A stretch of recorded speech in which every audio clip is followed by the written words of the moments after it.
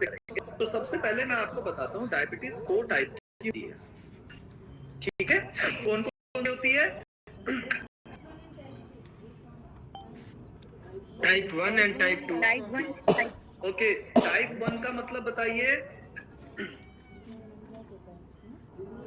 जिनको इंसुलिन लगती है। और टाइप 2 का मतलब?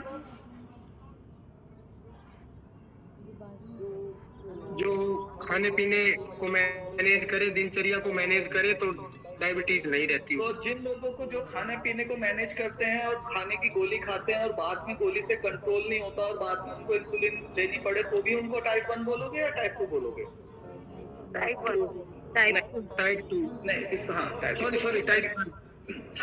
देखिए, टाइप 1 का दूसरा नाम नोट कर लीजिए।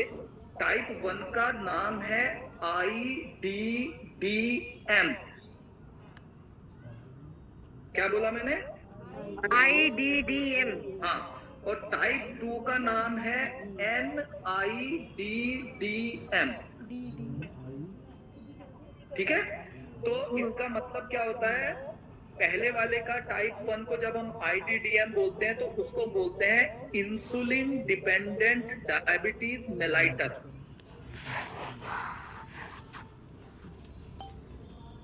ठीक है? रिकॉर्डिंग हो रहा है। ठीक है जी जी जी इंसुलिन डिपेंडेंट डायबिटीज मेलाइटस। और टाइप 2 को बोलते हैं NIDDM का मतलब होता है non insulin dependent diabetes mellitus.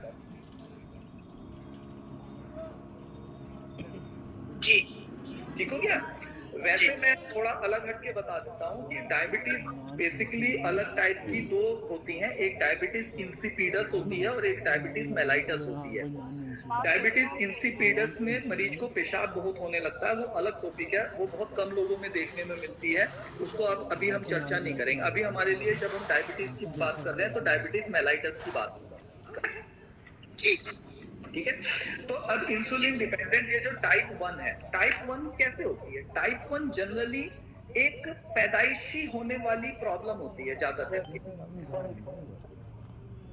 जैसे आप लोगों ने अक्सर सुना होगा कि डायबिटीज में इंसुलिन नहीं बनता, ठीक है, या कम बनता है। ठीक हो गया?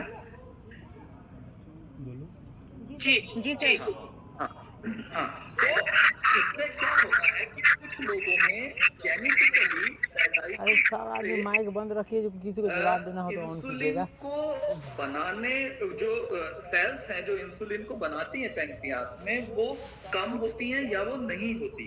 तो ऐसे लोगों में इंसुलिन का सिक्रीशन नहीं हो पाता, इस वजह से हमारे ब्लड में शुगर का मेटाबॉलिज्म प्रॉपर नहीं होता और ब्लड में शुगर ग्लूकोज घूमती रहती है, इसलिए हम इसको डायबिटीज बोल देते हैं।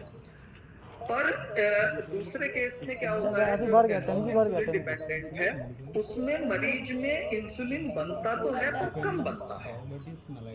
तो जिन केसेस में हमारा इंसुलिन नहीं बनता, पैदाइशी इंसुलिन को बनाने वाले रिसेप्टर्स हमारे पास नहीं होते, बनाने वाली सेल्स नहीं होती पैंक्रियास में, तो उन्हें हमारे पास कोई चारा नहीं है कि हम इंसुलिन उनको दें, इसके अलावा हमारे पास कोई ऑप्शन नहीं बचता है। जब हम आयुर्वेदिक शास्त्रों में भी ऐसा देखते हैं, तो आयुर्वेदिक शास्त्रों में, क्योंकि इसको मधुमेह बोलते हैं और ये परमेह रोगों में आता है, तो उसमें भी एक स्थिति में कुछ स्थितियां ऐसी होती हैं जहां ये कृच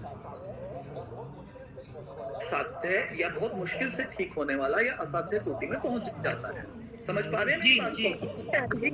ठीक। तो इसलिए टाइप 1 के लिए हमें इंसुलिन लेना पड़ता है, पर वो टाइप 1 कम लोगों में होता है। टाइप 2 जो डायबिटीज है हमारे पास, NIDDM जिसको बोलते हैं, ये बाद में पैदा होने वाली समस्या है और इसमें हमारा इंसुलिन की पैदाइश कम होती है बॉडी के अंदर, जिसकी वजह से हमारे शरीर में ग्लूकोज पूरी तरह से यूज नहीं हो पाता है और वो खून में घुलने लगता है। तो हम जब जांच करते हैं तो खून में बढ़ा हुआ ग्लूकोज लेवल आता है, तो हम बोल देते हैं पेशेंट को डायबिटीज है। अब इसको थोड़ा और समझने की जरूरत है। जैसे आप लोगों ने समझ लिया कि भाई हमारे यहाँ इंसुलिन नहीं बन रहा है, ठीक है। तो इंसुलिन नहीं बन, अगर इंसुलिन काम क्या करता है ये बताओ मुझे। लीवर में बोल के बता इंसुलिन शुगर लेवल वो ग्लूकोज को खत्म करता है। ये ग्लूकोज को सेल तक नहीं, ग्लूकोज को सेल तक पहुंचाता है, हर सेल तक। ये पार्शियली ठीक है, इसको हम एक सिंपल एग्जांपल से समझने की कोशिश करते हैं, ठीक है। भले हम दो बीमारियां करें, चाहे हम दोबारा बैठे हैं, दोबारा कुछ करें, पर करेंगे अच्छी तरह से, जिससे अच्छी तरह समझ में आ जाए। इसको एक उदाहरण समझिए। हम जो खाना खाते हैं, हम खाना खाते हैं शरीर में, हम खाना किस लिए खाते हैं? एनर्जी के लिए। Energy. Yes, good, very good. हमें शरीर में एनर्जी मिल सके तो हमारे खाने के 3 हिस्से हैं। एक तो कार्बोहाइड्रेट, एक प्रोटीन और एक फैट। तो ये तीनों रूप में हम भोजन लेते हैं, बस 3 ही रूप में हम खाना खाते हैं। तो तीनों सीधे शरीर में एब्जॉर्ब नहीं होते। कार्बोहाइड्रेट जाएगा, वो ग्लूकोज के रूप में शरीर उसको ले पाता है, तो पहले जाएगा, हजम होगा और ग्लूकोज में कन्वर्ट होगा, तब वो ग्लूकोज शरीर यूज करेगा। ऐसे ही फैट जो है जाके फैटी एसिड्स में कन्वर्ट होगा और तब शरीर में यूज होगा। ऐसे ही प्रोटीन जो है वो अमीनो एसिड्स में जाके ब्रेक डाउन होगा और शरीर में यूज होगा। तो जो शाकाहारी लोग होते हैं जिनका ज्यादा खाना कार्बोहाइड्रेट है, जैसे हम गेहूं खाते हैं, चावल खाते हैं, मीठा खाते हैं, आलू खाते हैं, तो हमें एनर्जी ज्यादा मिलती है कार्बोहाइड्रेट डाइट से। तो जब ये पेट में जाता है तो ये जाके ब्रेक डाउन होता है, हजम होता है और ग्लूकोज बन जाता है। अब ये ग्लूकोज खून में घूम रहा है, तो अब जितनी हमें एनर्जी चाहिए वो हम यूज कर लेंगे, पर हम 24 घंटे तो खाना नहीं खा सकते। हमें एनर्जी तब भी चाहिए जब हम खाना नहीं खा रहे हैं। जी। तो ये जो ग्लूकोज खून में है, ये हमारी मसल्स में, लीवर में, ब्रेन में, ऐसी जगह पे जाके डिपॉजिट हो जाता है, जमा हो जाता है। और ये जो जमा होता है ये एक हार्मोन की वजह से होता है जिसे हम बोलते हैं इंसुलिन। तो इंसुलिन क्या करता है, हमारे खून में से ग्लूकोज को उठाता है और शरीर में जमा कर देता है मांसपेशियों में। और जब हम खाना नहीं खा रहे होते हैं तब हमारे शरीर में वो धीरे धीरे खून में घूम के हमें ऊर्जा देता रहता है। अब तो क्लियर हो गया ना ये बात?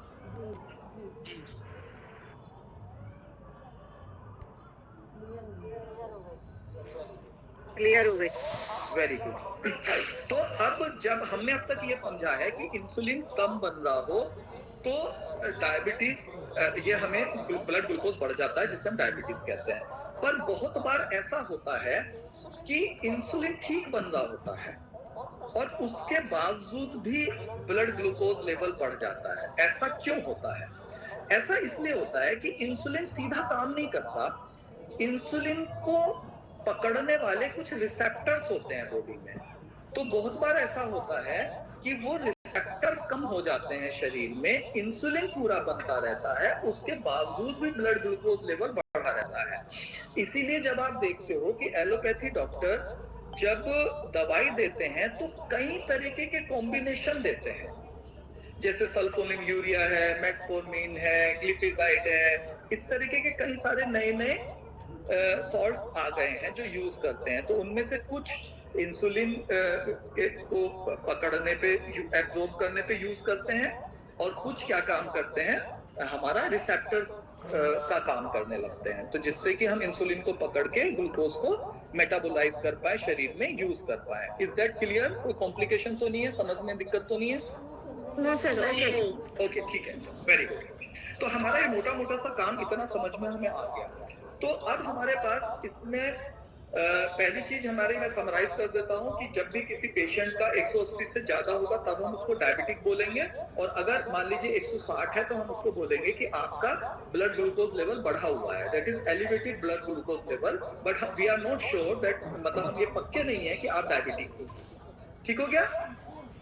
तो इस तरीके से हम उनकी जांच करेंगे। बहुत बार आपने देखा होगा डॉक्टर एक बार खाली पेट कराता है, खाने के बाद कराता है। ऐसा क्यों कराता है? कभी सोचा आपने 2 बार क्यों कराता है डॉक्टर?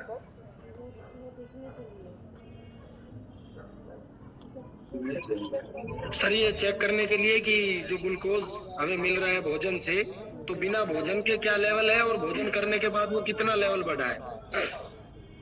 नहीं, ये ना आपका जवाब ठीक है, आधा ठीक है, इसको मैं पूरी तरह समझाता हूँ। बेसिकली ये हमारा पर्पस नहीं होता। हमारा पर्पस ये होता है कि किसी भी शरीर में क्योंकि ग्लूकोज लेवल फ्लक्चुएट करता है शरीर में, एक जैसा स्थिर नहीं होता। तो हम ये जानना चाहते हैं हमारे मरीज में कि एक तो कम से कम कितना नीचे जा रहा है इस मरीज का ग्लूकोज लेवल, और ज्यादा से ज्यादा कितना ऊपर जा रहा है। एक तो ये हमारा नजरिया होता है मरीज को चेक करने का। दूसरा नजरिया होता है कि बहुत बार बहुत सारे पेशेंट्स में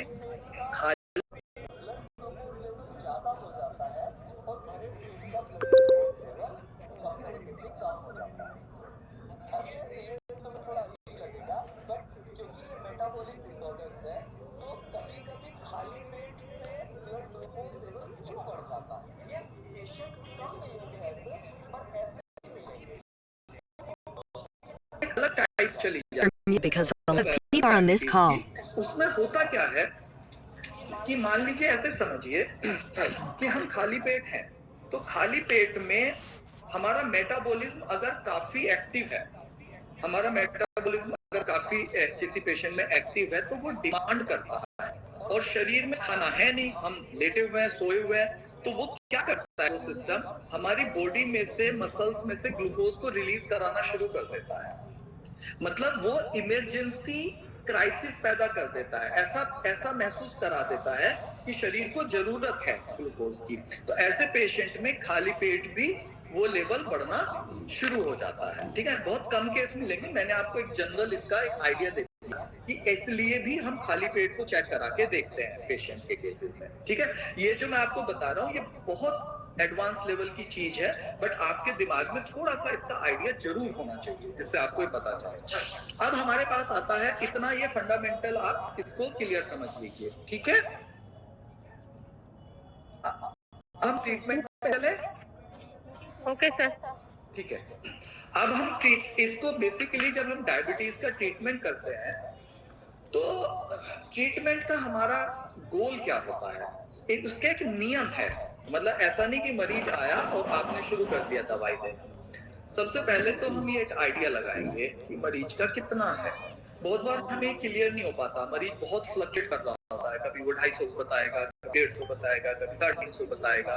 तो ऐसे पेशेंट में हम ये एवरेज कितना रहता होगा इसके शरीर में, तो उस एवरेज को जानने के लिए हम एक जांच कराते हैं जिसको बोलते हैं हम HbA1c। इसको नोट कर लीजिएगा, HbA1c। ये जांच क्या बताती है, ये बताती है कि हीमोग्लोबिन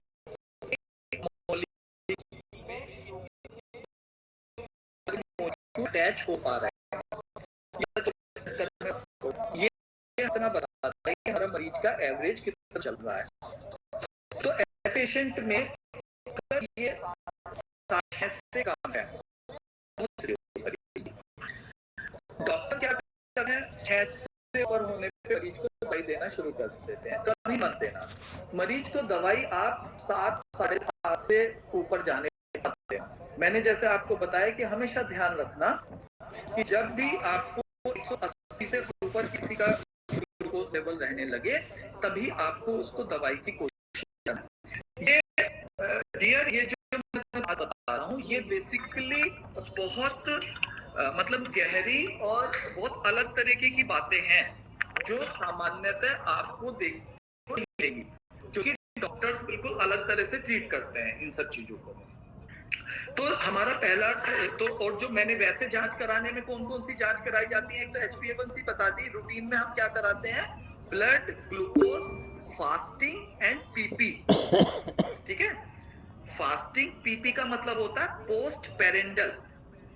ठीक है, अब मैं ट्रीटमेंट पे चल रहा हूं। ठीक है, तो ट्रीटमेंट जब हम शुरू करते हैं तो सबसे पहले हम क्या देखेंगे मरीज में, हम सबसे पहले क्या करेंगे, सबसे पहले हम ये देखते हैं मरीज को हमारे कि हम मरीज की डाइट और एक्सरसाइज बोलेंगे उसको। अगर उसका ग्लूकोज लेवल 200 से नीचे है, 180 के आसपास है, तो हम उसको बोलते हैं कि भाई तुम डाइट और एक्सरसाइज करो। ठीक है, डाइट और एक्सरसाइज के बाद हम उसको 15 दिन के बाद देखते हैं उसका कितना। अगर मरीज हमारा 300 से ऊपर है, 250 से ऊपर है, तो हम दवाई पे जाएंगे। पर अगर हमारा मरीज कभी 200 लेके आ रहा है, कभी 250 लेके आ रहा है, कभी 150 लेके आया, तो हम उसको डाइट और एक्सरसाइज पे हम उसको रखेंगे। डाइट और एक्सरसाइज क्या है इसको भी आपको, ठीक है। तो उसके बाद 2 बातें हो सकती हैं ऐसी कंडीशन में, कि हमारा मरीज या तो ठीक हो जाएगा या ठीक नहीं होगा। ठीक हो गया? जी सर। ठीक है, अब ठीक हो गया, बहुत अच्छी बात है। अगर ठीक नहीं होगा तो हम अपने मरीज को देखेंगे कि क्या हमारा मरीज मोटा है या हमारा मरीज पतला है। ये भी एक बड़ी मजेदार बात है, ठीक है। पता है क्या करते हैं डॉक्टर्स, क्या करते हैं, पता चला मरीज बेचारा मतलब उसका शुगर कंट्रोल नहीं है, उसका दम निकलने को तैयार है, वो बहुत स्लिम हो गया, उसका भी खाना बंद कर देंगे। ये मैं तुम्हें बेवकूफ लोगों की बता रहा हूं। हमें आयुर्वेद में हमेशा ये देखना होता है कि मरीज की हमें लंघन चिकित्सा करनी है या व्रंगण चिकित्सा करनी है, और दोनों ही चिकित्सा की जा सकती है, ठीक है। तो मान लीजिए हमारे पास मोटा है मरीज, तो मोटे मरीज के लिए बिल्कुल अलग तरह की दवाई चलेंगी और पतले मरीज के लिए बिल्कुल अलग तरीके की दवाई चलेंगी, वो मैं बता दूंगा। कभी कभी क्या होता है कि जी हम समझ नहीं पा रहे मोटे पे क्या करें, पतले पे क्या करें, तो फिर इनके लिए मैंने एक कॉम्बिनेशन तैयार किया है, वो मैं कॉम्बिनेशन आपको अभी बता दूंगा, जिससे वो झंझट ही खत्म हो जाए कि हमें ज्यादा चक्कर में पड़ना नहीं है। दूसरी चीज होती है कि कभी कभी हमारे पास मान लीजिए एक कंडीशन होती है, इमरजेंसी कंडीशन। मान लीजिए एक डायबिटीज का मरीज है और वो मरीज प्रेग्नेंट लेडी है और उसकी डिलीवरी होनी है, या एक मरीज है जो एक्सीडेंट हो गया है जिसका, वो डायबिटिक है। अब बताओ क्या करोगे?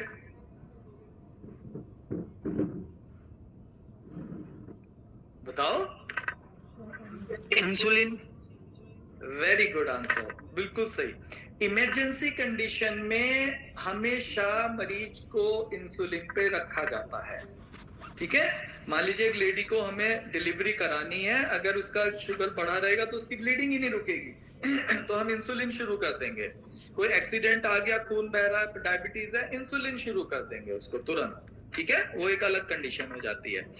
बाकी आपको क्या, आपको मतलब आयुर्वेदिक ही दवाई जाननी है या थोड़ी एलोपैथिक भी जाननी है? मेन आयुर्वेदिक जी, और एलोपैथी से भी कोई परहेज नहीं है। नहीं, परहेज की बात नहीं होती है ना। मेरा मतलब है आपका पर्पस सिर्फ, मैं हल्का सा आपको हिंट दे देता हूँ कि मतलब एलोपैथी में जनरली 2 ग्रुप चलते हैं, एक मेटफॉर्मिन ग्रुप होता है, एक सल्फोनिल यूरिया ग्रुप होता है। तो ज्यादातर मेटफॉर्मिन दी जाती है लोगों को, है ना, ठीक है ना। और सल्फोनिल यूरिया ग्रुप की डाउनिल वगैरह टैबलेट दी जाती हैं, और आजकल बहुत कॉम्बिनेशंस आ गए, तो उस चक्कर में आप ज्यादा मत पढ़ो, क्योंकि वो फिर पूरी फार्माकोलॉजी पे जाना पड़ेगा मुझे। जब हम आयुर्वेद में जब हम चलते हैं तो देखो एक चीज हमेशा याद रखना, 2 तरह से चिकित्सा होती है। एक चिकित्सा होती है जो होती है नुस्खों पे, और एक चिकित्सा होती है कि ठीक है आप नुस्खा यूज कर रहे हैं, बट आपको ये समझ होनी चाहिए कि वो जो नुस्खे में दवाई है वो काम कैसे करती है। इसीलिए ना क्या होता है कि जिन लोगों को नुस्खे पता होते हैं वो तीर नहीं तो तुक्का होता है, वो उनके पास हथियार तो है पर उन्हें ये नहीं पता होता कि ये हथियार चलाया कैसे जाता है। जैसे मैं तुम्हें बताता हूँ, मेरे पास बहुत सारे स्टूडेंट आते हैं, तो जब वो आते हैं तो मैं पहले दिन ही उनसे पूछता हूँ कि भाई अगर तुम्हें फार्मूले चाहिए तो ये मेरी डायरी रखी है, इसे फोटो स्टेट करा के ले जाओ, बात खत्म करें, ठीक है ना, टेंशन नहीं, फ्री हो जाए। इस पर सब लिखा हुआ है, मेरे यहाँ सब खुला रहता है, मैं कभी छुपाता उपाता नहीं, तुम ले जाओ। और अगर तुम्हें ये सीखना है कि ये फार्मूले काम कैसे करते हैं तो फिर अलग बात है, ठीक है। मतलब ये है कि एक आदमी को हथियार दे दो, अगर उसे सही से चलाना नहीं आएगा तो वो सत्यानाश कर देगा। तो फार्मूलों से कभी कुछ बहुत ज्यादा हासिल नहीं होता किसी को भी, तो हमें एक समझ होनी चाहिए। तो अब जब जैसे मैंने बताया कि अब हम आ जाते हैं आयुर्वेदिक पहलू पे। आयुर्वेद में मधुमेह बोला जाता है इसको, ठीक है ना। मधुमेह प्रमेह रोगों में से, जैसे प्रमेह रोग होते हैं, सुना है प्रमेह का? परमेश सुना है लेकिन बहुत जानकारी नहीं है। जानकारी नहीं है, ठीक है। प्रमेह का मतलब समझाता हूँ। देखो आयुर्वेद वाले कितने विद्वान लोग थे, उन्होंने कितना अच्छा क्लासिफिकेशन किया, मतलब वो उसके लिए मन इतना श्रद्धा से भर जाता है। उन्होंने एक कैटेगरी बनाई जिसको उन्होंने नाम दिया प्रमेह। प्रमेह का मतलब क्या होता है? उन्होंने कहा कि एक, मान लीजिए किसी इंसान को नॉर्मल यूरिन हो रहा है, ठीक है, इस नॉर्मल यूरिन के अलावा जो भी कुछ एक्स्ट्रा यूरिन में आए, मतलब एक तो होता है कि एक आदमी नॉर्मल आदमी है, अब वो कोई भी एबनॉर्मल चीज करेगा तो उसे कहेंगे बीमार हो गया। तो ऐसे ही जो नॉर्मल यूरिन है, जो स्टैंडर्ड यूरिन है, इसके अलावा यूरिन में अगर कोई भी एबनॉर्मलिटी होगी, कोई भी, उसको हम प्रमेह बोल देते हैं। जैसे मैं उदाहरण से बताता हूँ। मान लीजिए एक आदमी का नॉर्मल यूरिन है पर किसी के यूरिन में खून आ रहा है, तो उसको उन्होंने नाम दे दिया रक्तमेह, ठीक है। किसी के यूरिन में मान लीजिए सीमेन आ रहा है तो उसको बोल दिया शुक्रमेह, ठीक है ना। किसी को एल्बुमिन आ रहा है उसको बोल दिया ओजोमेह, समझे मेरी बात। किसी को शुगर आ रहा है तो बोल दिया मधुमेह। समझ पा रहे हो मेरी बात? जी बिल्कुल बिल्कुल समझ इसी गया। तरह से एलोपैथी में क्या बोल दिया? एल्बुमिनूरिया, हीमेचूरिया, प्रोटीन्यूरिया, ठीक है, ऐसे ऐसे करके। तो आयुर्वेद वालों ने उसको एक नाम दे दिया कि भाई प्रमेह है। नॉर्मल यूरिन के अलावा अगर कुछ भी निकल रहा है इसमें से तो हम उसको प्रमेह बोलेंगे। ऐसे 20 प्रकार के प्रमेह होते हैं, ठीक है। उन 20 प्रकार में से एक प्रकार होता है जिसे हम बोलते हैं मधुमेह। समझ गए? जी। हाँ, तो अब मधुमेह का मतलब है ब्लड में से शर्करा आना, शुगर आना, ये उन्होंने बता दिया। तो इसको वो बोलते हैं, जैसे आपने 7 धातुएं पढ़ी होंगी, पढ़ी है 7 धातुएं? हाँ जी। रस, रक्त, मांस, मेद, अस्थि, मज्जा, शुक्र। तो मधुमेह कौन सी धातुगत व्याधि है?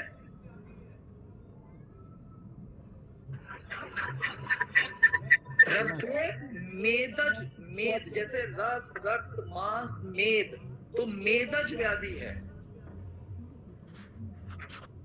ठीक है जी ठीक है। और प्रधान क्या है? वात और कफ दोष प्रधान होते हैं, ठीक है। ठीक है। अब हम इसे करेक्ट करना है। अगर मान लीजिए मेदज धातु की विकृति है तो यानी कि शुरू कहां से करना पड़ेगा? हर बीमारी में हमें रस धातु से शुरू करना पड़ेगा। रस, जैसे, अच्छा चलो मैं एक सिंपल समझाता हूँ। आपने बहुत बार सुना होगा ये कहते हुए सारी बीमारियां ना पेट से शुरू होती हैं। जी। जो नॉर्मल वैद्य होते हैं वो कह देते हैं सारी बीमारियां पेट से शुरू होती हैं। उन्हें पता नहीं है कि पेट से शुरू होने का मतलब क्या होता है, बट वो बात सही कह रहे हैं। पेट से बात शुरू होने का मतलब यह होता है क्योंकि पेट में अग्नि, सबसे पहले जठराग, भोजन पे जठराग्नि की क्रिया होती है, और जठराग्नि की क्रिया से हमारी क्या बनती है? रस धातु। फिर रक्ताग्नि की क्रिया से रक्त धातु, फिर मांसाग्नि की क्रिया से मांस धातु, फिर मेद धातु बनती है।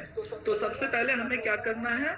रस धातु ठीक बने तो मरीज की अग्नियां प्रदीप्त करनी है, पहला काम हो गया, ठीक होगी बात? दूसरा स्टेप हमें क्या करना है? जो दोष है उन दोषों को कंट्रोल करना है, यानी कि कफ, वात तो सब में होता ही है, तो कफ का शमन करना है। क्लियर हो गई? जी।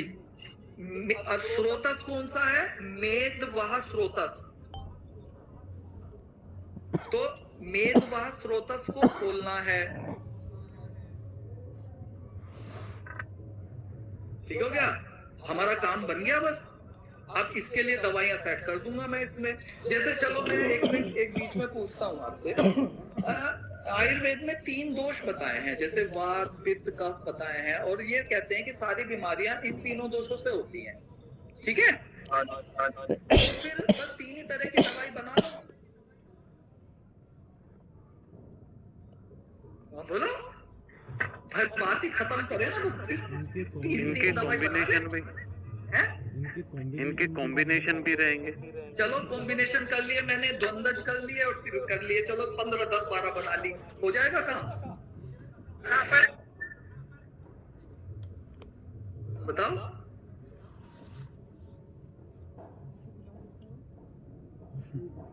एनीबडी? ये भी हो सकता है कि भाई ये प्लस की तरफ हो या माइनस की तरफ। नहीं, वो तो हो गया ना, वो तो हमने मान लिया ना, हम समझे करते हैं। इसको ऐसे समझो, बेसिकली दोष तो 3 ही है, हमें शमन भी 3 का करना है, पर समस्या क्या है हमारे सामने, क्योंकि हर स्रोतस जो बॉडी के इसके लिए ना, कभी मैं आपकी ना एक फंडामेंटल्स, आयुर्वेद का जब तक आप फंडामेंटल्स को नहीं समझोगे कि दोष क्या होते हैं, अग्नियां क्या होती हैं, स्रोतस क्या होते हैं, धातुएं क्या होती हैं, जो फंडामेंटल्स हैं, जब हम उसको क्लियर कर लेंगे तो आपको ये चीजें बहुत अच्छी क्लैरिटी से आएगी।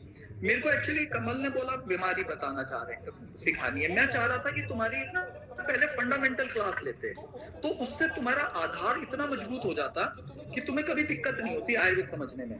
खैर कोई बात नहीं, उसको फिर किसी दिन देखेंगे। तो बेसिकली होता क्या है कि मान लीजिए हमारे पास 14 प्रकार के स्रोतस हैं, तो कौन से, मान लीजिए रक्तवाह स्रोतस में वात का प्रकोप हो गया और मांसवाह स्रोतस में वात का प्रकोप हो गया, दोनों की दवाई बदल जाएंगी।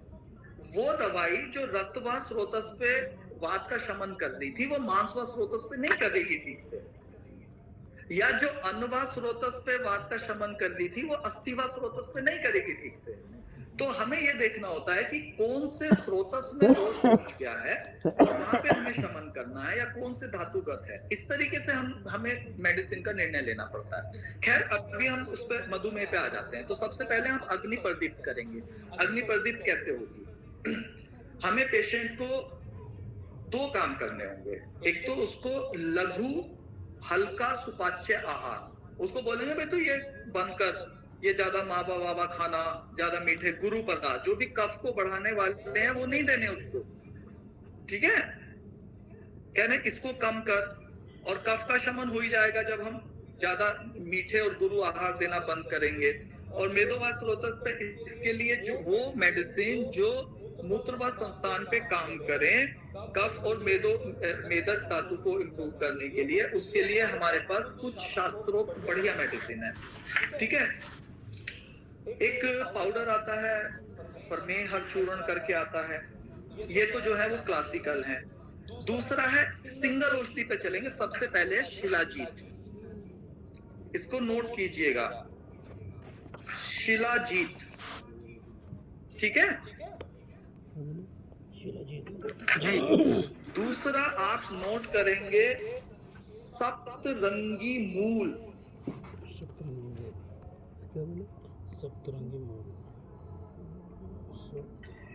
तीसरा आप नोट करेंगे जो सबको पता है, जामुन बीज गुठली, चौथा करेंगे करेला, पांचवा करेंगे दालचीनी, छठा करेंगे मेथी, फिर करेंगे गुड़ूची। ये तो वैसे कमल ने मेरे से बोला था कि दवाइयां वो भी बता देंगे आपको ना, दवाई अनगिनत है। ये ना, ये इसमें एक वो आता है, क्या कहते हैं, काली जीरी, एक तो ये है। मैं तुम्हें एक बहुत मजेदार दवाई बताता हूँ, अगर तुम्हारे पास कुछ ना हो, तुम्हें नहीं बनाना हो, तो तुम बस 2 चीजें ले लेना। एक बाजार में आता है महासुदर्शन चूर्ण, सुना है? जी सर। महासुदर्शन चूर्ण और शिलाजीत, आप बस ये 2 दवाई से मरीज को काफी इंप्रूवमेंट दे सकते हैं, ठीक है? अब दवाई के बारे में और ज्यादा डिटेल तो नहीं चाहिए आपको, क्योंकि फिर उसमें क्या होता है, सबके अलग अलग फार्मुलेशंस होते हैं। वो कमल बता देगा, नहीं तो फिर मैं बता दूंगा आपको, भेज दूंगा। हैं? जी अनुपात और मात्रा जो आपने बताया महासुदर्शन चूर्ण और शिलाजीत। महासुदर्शन चूर्ण आप मरीज को देंगे 3-3 ग्राम सुबह शाम, और शिलाजीत देंगे आप तकरीबन 500 मिलीग्राम सुबह, 500 मिलीग्राम शाम। और इसके अलावा आपको ज्यादा देना है तो ज्यादा चक्कर में मत पड़ना, सिर्फ जामुन बीज और करेला बीज और मेथी तीनों का कॉम्बिनेशन दे दीजिए मरीज को। सप्तरंगी मूल सबसे अच्छी दवाई है, बहुत अच्छी क्वालिटी की मिलती नहीं है। अगर बहुत अच्छी क्वालिटी की मिल जाए तो सप्तरंगी है, विजय सार है, इनको कूट के दरदरा कर लेना है, रात को भिगो देना और सुबह छान के इसका पानी पिला देना है मरीज को।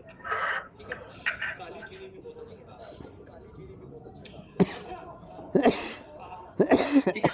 एक आप लोगों ने सुना होगा कि शुगर वाले मरीज को एक्सरसाइज बोलते हैं, क्यों?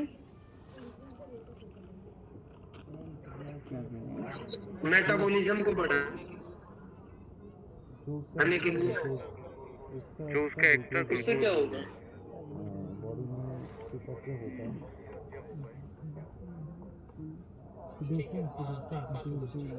पेनक्रियाज एक्टिवेट करिए। ठीक है, बट ऐसा कैसे हो जाता है? एक्सरसाइज से ऐसा कैसे हो जाएगा? एनर्जी बर्न होगी, एनर्जी शुगर से मिलती है। नहीं, वो तो मसल्स में है ना। मेरा कहने का मतलब, वो तो ब्लड में है।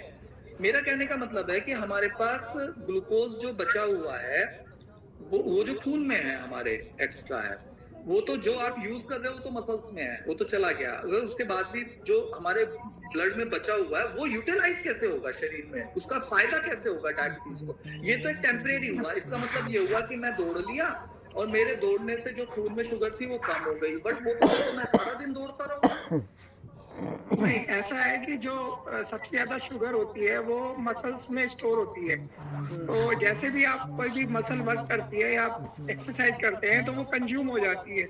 कंज्यूम होने की वजह से जो एक्स्ट्रा शुगर ब्लड में होती है वो नहीं,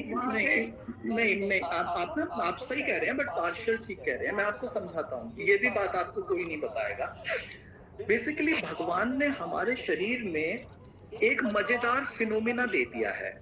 वो ये दिया है कि जो एक्सरसाइजिंग मसल्स होती हैं, जो वर्जिश करने वाली मांसपेशी होती हैं, वो खून में से ग्लूकोज को बिना इंसुलिन के खींच लेती हैं।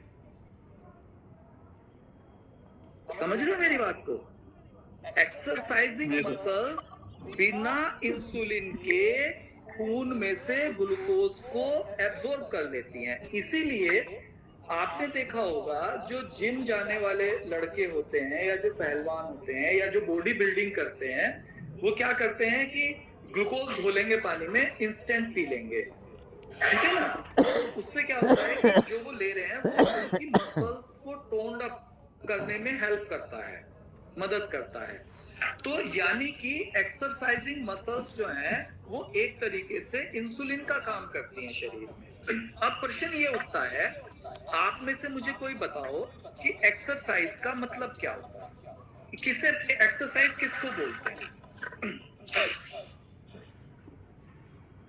एक्सरसाइज का जब आपकी बॉडी वार्म अप हो जाए और पसीना आपका निकलने लग जाए तो उसके बाद ही एक्सरसाइज मेनली शुरू होती है। आयुर्वेद में एक शब्द है व्यायाम। जब हम मधुमेह को पढ़ते हैं तो उसमें एक शब्द आता है व्यायाम। तो आपने जो बताया, आपने कहा कि जब हमारा वार्म अप हो जाए तो उसका क्राइटेरिया क्या है? हम किसको वार्म अप मानेंगे? वार्म अप का मतलब ये है कि जब आप जैसे 30 मिनट्स, जनरली डॉक्टर्स 30 मिनट्स का वॉकिंग करने के बाद जो आप वॉक करेंगे, ये आप ना ये जो बोल रहे हो, मतलब मुझे माफ करना, मेरी किसी बात को अन्यथा मत लेना, ये आप YouTube वाले सुने हुए की बात कर रहे हो, ठीक है? उनको नहीं मालूम है। मैं डॉक्टर सरीन बोलते हैं। गोली मार दे उसको, डॉक्टर सरीन को। मैं तुम्हें समझाता हूँ क्या मतलब होता है। व्यायाम में एक श्लोक है व्यायाम का आयुर्वेद में। तो उस श्लोक का मतलब क्या है? वो कहता है कि ऐसी कोई भी एक्टिविटी जिसको करने से जैसे आपने पहले बताया था, सही बताया था, जिसको करने से पसीना निकले 1 पॉइंट, जिसको करने से सांस फूलने लगे दूसरा पॉइंट, जिसे करने से थकान का अनुभव हो तीसरा पॉइंट, और जिसे करने से आपको हल्का महसूस हो चौथा पॉइंट। ये 4 पॉइंट को फोकस करना है हमेशा। पहला पॉइंट पसीना, दूसरा सांस फूलना, तीसरा थकान होना, और चौथा करने के बाद हल्कापन महसूस होना। हृदय गति बढ़ना। हेलो सर, हृदय गति बढ़ना, ये भी हाँ, कोट कर वो सही है। वो मैंने अभी आपसे क्या कहा कि ये जब हम आयुर्वेद के दृष्टिकोण से बात करेंगे, इसीलिए मैंने बोला कि ये जो बातें बताई जा रही हैं, ये बताया कि डॉक्टर ने कहा कि जब आपकी हार्ट रेट 130-135 से ऊपर हो जाए, वो साला जिसका हार्ट को मान लीजिए लेफ्ट वेंट्रिकुलर हाइपरट्रोफी है, वो मर जाए इतने में। ठीक है ना? मतलब one has to be logical. हम यहाँ बैठे हैं, आप लोगों के लिए मैं इतनी एनर्जी दे रहा हूँ, जितना मैं आपको समझा रहा हूँ मैं 36 यूट्यूब पे डाल सकता हूँ, पर मेरी आदत नहीं है वो सब करने की। मैं आपको जो बता रहा हूँ, मैं इसलिए समझा रहा हूँ आपको, क्योंकि वो अधूरा ज्ञान हो जाएगा। जैसे आपने किसी मरीज को ये कह दिया कि भाई तू दौड़, और दौड़ते दौड़ते तब तेरी हार्ट रेट बढ़ जाए, जब 130-135 पहुंच जाए, तब तू मानना तेरी एक्सरसाइज हो गई है।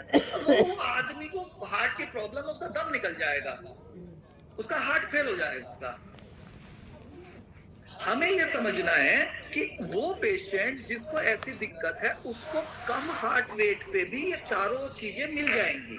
जैसे उसका पसीना निकल जाएगा, उसकी सांस फूल जाएगी, उसका थकान हो जाएगी, और उसको हल्कापन महसूस होगा।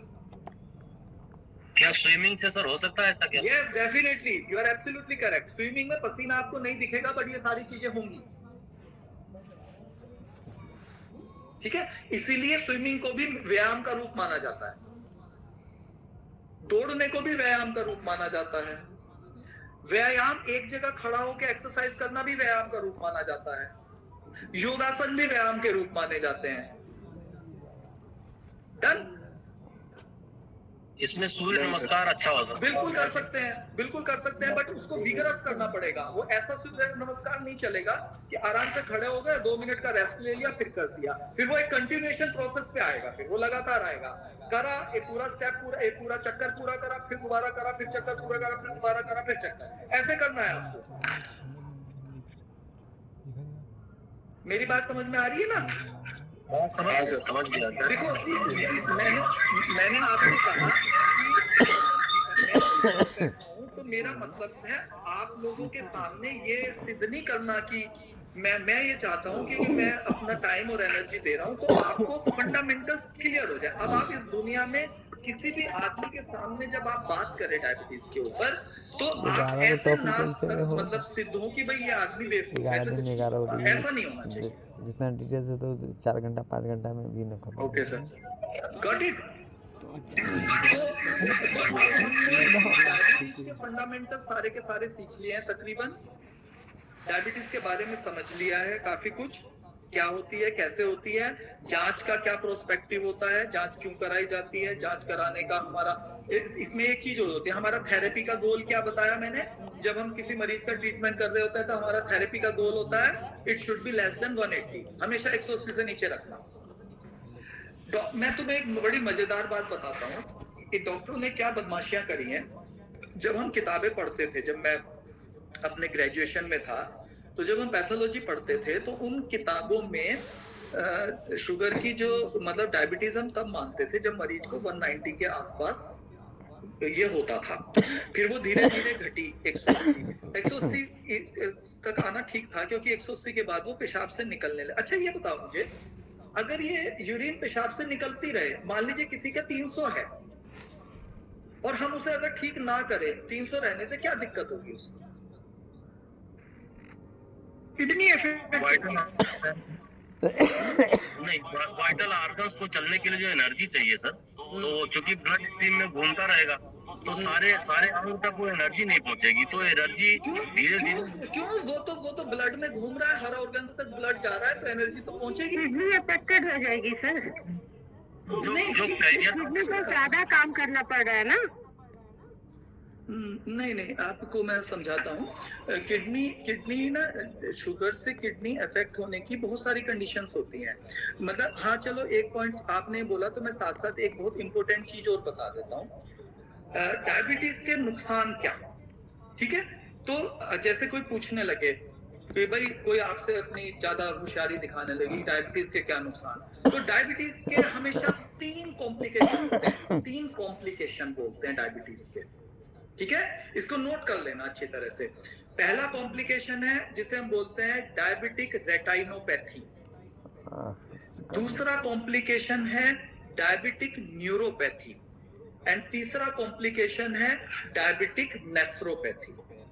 इनके मतलब बता देता हूं। डायबिटिक रेटाइनोपैथी का मतलब होता है आंख का पर्दा डैमेज होने लगता है, रेटाइना डिस्टर्ब हो जाता है। रेटाइना डिस्टर्ब बाद में बताऊंगा क्यों हो जाता है, बट अभी रखो कि रेटाइना, आंखों पे फर्क पड़ने लगता है, आंखें खराब होने लगती हैं। न्यूरोपैथी में क्या होता है, मरीज की नर्व्स डैमेज होने लगती है, मरीज बहुत जल्दी थकने लगता है, उसकी क्रैम्प्स आने लगते हैं, उसकी पिंडलियों में ऐंठन होने लगती है, मरीज को पैरों में ऐसे, मरीज बोलेगा कि आग से निकल रही है तलवों से मेरे। मरीज ऐसे बोलेगा कि मैं जब जमीन पे पैर रखता हूं तो मेरे को ऐसा लगता है रुई पे पैर रखे जा रहे हैं मेरे, ठीक है? पैरों में जलन लगती है, अग्नि निकलने लगती है, वो न्यूरोपैथीज होती हैं। और third one is diabetic nephropathy, कि उसके मरीज के गुर्दे डैमेज होने लगते हैं। अब जैसे मैंने आपसे पूछा था कि मरीज को अगर हम मान लीजिए 300 है तो हम ना करें तो क्या दिक्कत होगी? दिक्कत ऐसे होगी कि जब, क्योंकि मैंने जैसे बताया 180 से ज्यादा होते ही पेशाब के रास्ते निकलने लगेगा, तो जैसे ही हमारा शुगर लेवल 180 से ज्यादा हुआ, उसको पेशाब के रास्ते बाहर निकल जाएगा वो। तो जैसे ही वो बाहर निकलेगा तो खून में कम हो जाएगा ब्लड ग्लूकोज लेवल। जैसे खून में कम होगा, क्योंकि मेटाबॉलिकली उसको ज्यादा रखने की आदत है, क्योंकि उसको डायबिटीज है, तो उसको हमेशा मान लीजिए 200 या 250 रखने की आदत है। तो जैसे ही वो पेशाब के रास्ते निकलेगा, खून में कम हो जाएगा, तो मांसपेशियों से ब्लड, वो ग्लूकोज डाइजेस्ट होके रिलीज होके ब्लड में आ जाएगा, फिर बाहर निकल जाएगा, फिर रिलीज होके आ जाएगा, फिर बाहर निकल जाएगा, क्योंकि ब्लड अपने को उतने पे रखने की कोशिश करेगा। तो धीरे धीरे मरीज कमजोर होने लगेगा, उसका वजन घटने लगेगा, मरीज पतला दुबला होने लगेगा। इसलिए आपने देखा होगा जो मरीज को डायबिटीज कंट्रोल नहीं होती है लंबे समय में, तो वो बहुत लीन एंड थिन हो जाते हैं, पतले दुबले हो जाते हैं, इमेशिएटेड हो जाते हैं, उनका वजन कम होने लगता है। समझे आप? जी, ठीक है। और जो बात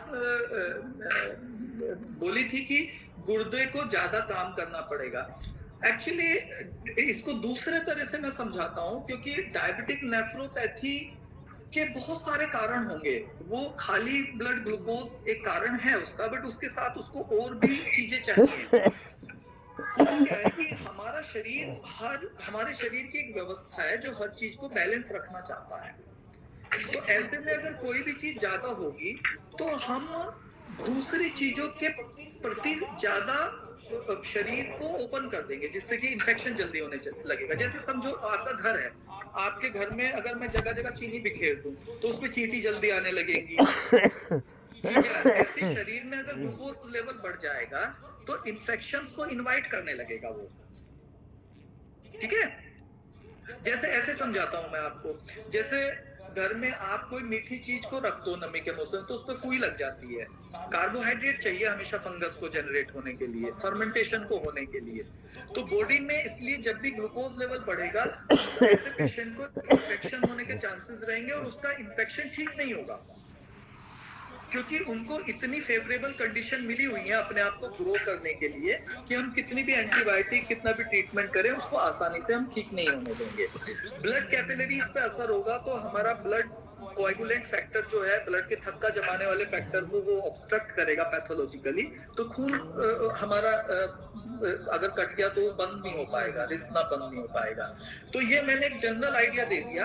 ये होती बहुत एडवांस है, इसमें बहुत, मतलब एक डायबिटीज एक ऐसा टॉपिक है कि जिसको अगर हम थोरोली पढ़ने लगे तो हमें बहुत लंबा टाइम चाहिए उसको करने के लिए, बट जितना हमें प्रैक्टिकली जरूरत है उतने भर का ये काम भर हो गया है। इसके अलावा भी इसमें आप एक काम कीजिएगा, जो भी क्वेरीज हो, क्वेश्चंस हो, अभी पूछ लीजिएगा, नहीं तो आप इसको नोट डाउन करते रहिएगा। जो भी टॉपिक हम पढ़ते रहेंगे उनके क्वेश्चंस को आप नोट डाउन करते रहिएगा, और फिर जब भी हम नेक्स्ट मीटिंग में बैठेंगे तो सबसे पहले आप क्वेश्चंस को पूछ लीजिएगा मुझसे। प्रणाम गुरुजी, मैं पूछ सकता हूँ जी कुछ? हाँ पूछिए प्लीज। जी मेरी वाइफ को जी कैंसर डायग्नोज हुआ है सर। काहे का? सर ब्रेस्ट से वो रीढ़ की हड्डी में फैल गया जी। उसकी हिस्टोपैथोलॉजिकल जांच हुई थी? नहीं सर, पहले आज पिछले 7 महीने जी अपने आचार्य जी से दवाई चल रही थी उनकी। नहीं, बायोप्सी हुई कि नहीं? ये बायोप्सी नहीं हुई सर। क्यों नहीं हुई? ये बायोप्सी करवाई नहीं जाए, अपने गुरुकुल से मना कर दिया था जी पहले ही उन्होंने। नहीं देखो वो ठीक है, पर देखो मेरा कहने का मतलब क्या है, मैं क्या कहना चाहता हूँ आपसे कि हम बेसिकली, जैसे आपके लिए कैंसर एक शब्द है, ठीक है ना? कैंसर, जैसे अभी हमने सिंपल सा डायबिटीज पढ़ा, डायबिटीज में 1000 तरीके की चीजें हो जाती हैं। इसलिए cancer basically thousands of types होते हैं कैंसर के। जैसे हमने कहा ब्रेस्ट कैंसर में भी 20 प्रकार हो जाएंगे, ठीक है? तो ब्रेस्ट कैंसर के जो प्रकार होते हैं उससे हमें पता क्या चलता है कि जब हम बायोप्सी कराते हैं तो उससे हमें मदद क्या मिलती है। पहले तो इसको समझो आप हमेशा ना, किसी भी चीज के लिए कि हमारे पास वो सुविधा है, तो हम उसको, पहले तो हमें ये पता चलता है कि ये कैंसर किस टाइप का है, एक बात। दूसरा, हम ये देखते हैं कि ये जो इस मरीज में कैंसर हुआ है, क्या ये किसी बाहरी कारण की वजह से सेल्स में स्टिमुलस हुआ है, डिवीजन हुआ है, वो हुआ है? जैसे एग्जांपल आपने सुना होगा कि किसी को मतलब कि जी तंबाकू खाने से हो जाता है, किसी को कहते हैं रेडिएशन से हो जाता है, केमिकल से हो जाता है, ऐसे सुनते हो ना? जी जी जी। पर अगर कोई आदमी ऐसा हो जो ये कुछ ना करता हो, उसे हो जाए, फिर उसको किसके जिम्मे डालोगे? जी ठीक है। तो होता क्या है कि कुछ ही सेल्स में जेनेटिकली ये मैसेज होते हैं डिवीजन होने के, इस टाइप के कैंसरस सेल्स के। तो हम ये हिस्टोपैथोलॉजिकल जांचें कराते हैं कई टाइप की, उससे हमें ये पता चल जाता है कि मरीज को इस टाइप का है, और इस टाइप का होने से कल को इस मरीज को ये दिक्कतें हो सकती हैं, और ये इस कैटेगरी में आ रहा है। तो इसके लिए हमारे पास इतना समय है, इतने समय में हमें ये मामला मैनेज करना है। देखो, डॉक्टर, चिकित्सक के ऊपर ना एक सामाजिक जिम्मेदारी होती है। जी जी। चिकित्सक के लिए जैसे मैं फॉर एग्जांपल प्रैक्टिस करता हूं, तो मेरे लिए ये महत्वपूर्ण नहीं है कि मरीज आयुर्वेद से ठीक हो रहा है, एलोपैथी से ठीक हो रहा है, होम्योपैथी से नहीं। मेरे लिए महत्वपूर्ण यह है कि मरीज के लिए श्रेष्ठ क्या। जी। जैसे एक कंडीशन है, जैसे मैं एग्जांपल बताता हूँ आपको। हमारे पास कैंसर के 3 ट्रीटमेंट हैं जी। जैसे एक तो सर्जरी होती है जी, एक कीमोथेरेपी होती है जी, एक रेडिएशन होती है। ठीक है। ठीक है। अब जैसे सर्जरी है, अब लोगों को लगता है सर्जरी एलोपैथिक है, सर्जरी तो एलोपैथिक नहीं है जी। वो तो पूरा सुश्रुत संहिता है, सर्जरी की पूरी किताब है आयुर्वेद में। तो जी जी। शल्य ये कहता है कि अगर ऐसा अर्बुद है जो बाहर की तरफ है और जिसको निकाला जा सकता है, तो उसका हमें शल्य कर्म कर देना चाहिए। ठीक है। ठीक है। तो शल्य एलोपैथी नहीं है, सर्जरी एलोपैथी नहीं है, पहले क्लियर करो। जी। ठीक है। सिर्फ अंतर क्या आया कि अब जो इंस्ट्रूमेंट है वो स्टील के बनने लगे, पहले इंस्ट्रूमेंट चांदी, सोने, तांबे और कांसे के बनते थे। ठीक है। अब एनेस्थीसिया के लिए अब इंजेक्शन से बेहोश कर देते हैं, पहले दूसरी दवाइयों से बेहोश करते थे। सर्जरी सेम है, सर्जरी में कुछ नहीं बदला मतलब। ठीक है। अब बायोप्सी करवानी चाहिए। एक सुन तो लो मेरी बात। तीसरा पॉइंट हमारे पास ट्रीटमेंट आता है रेडिएशन का। अब आप में से बहुतों को लगता होगा रेडिएशन एलोपैथी है। जी। रेडिएशन एलोपैथी नहीं है, रेडिएशन एक फिजिक्स की इन्वेंशन है। भाई किरणें कोई एलोपैथी होती है क्या? कि जी सूरज की किरणें है वो एलोपैथी है, ऐसा थोड़ी होता है। नहीं, आयुर्वेद में बताया जा रहा है ये रेडिएशन, कीमोथेरेपी, ये सब मतलब सारा मतलब ये ज्यादा इफेक्ट करते हैं ये। नहीं, आप पहले समझेंगे ना मेरी बात को। मैं आपको सिर्फ ये बताने की कोशिश कर रहा हूँ कि पहले आप अपनी भ्रांति क्लियर कीजिए कि रेडिएशन एलोपैथी नहीं है। वो एक मशीन देखा कि इस टाइप की किरणों से हम अगर जला देंगे इसको, वो एक ट्यूबर को जलाने की प्रक्रिया है, तो वो एलोपैथी नहीं है। सर्जरी एलोपैथी नहीं है, कीमोथेरेपी एलोपैथी है। तो यानी कि कीमोथेरेपी एक मेडिसिनल ट्रीटमेंट है। अब हमें देखना है कि हम मेडिसिनल ट्रीटमेंट आयुर्वेदिक करते हैं या एलोपैथी करते हैं। अब हमें ये डिसाइड करना होगा मरीज में कि वो बायोप्सी से हमें तुरंत ये पता चल जाता है कि ये इतना तेज बढ़ रहा है कि अगर हमने इसको ऐसे कंट्रोल नहीं किया तो ये हमारे मरीज को समय नहीं मिल पाएगा, हमारा मरीज चला जाएगा।